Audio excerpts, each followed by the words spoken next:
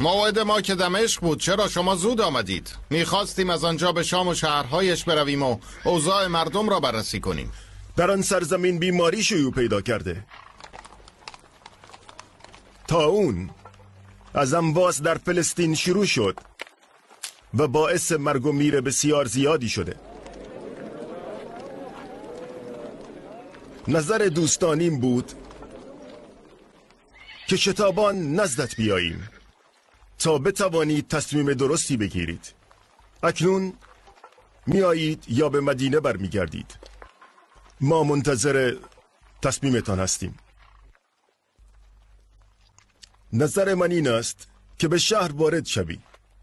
تو برای خدا حرکت کرده ای و در راه او قدم برداشته ای. نباید یک بیماری شما را از هدفتان باز دارد. بهتر است مردم را برگردانیم. این بیماری بسیار خطرناک است. به نظر من تا وقتی که برطرف نشده نباید به شهر بروی. باز میگردیم انشالله. از تقدیر الهی فرار میکنی عمر؟ تو نباید چنین بگویی ابا عبیده. بله، فرار از تقدیر خدا به تقدیر خدا.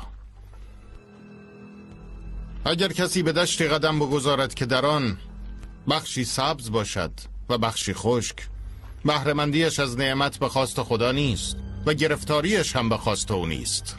درست گفتی. من نیز شنیدم از رسول خدا صلی الله علیه و آله و سلم که ایشان می‌فرمود هر وقت این بیماری در شهری آمد به آنجا نروید و اگر در آنجا بودید و شیوع یافت به شهر دیگری نروید.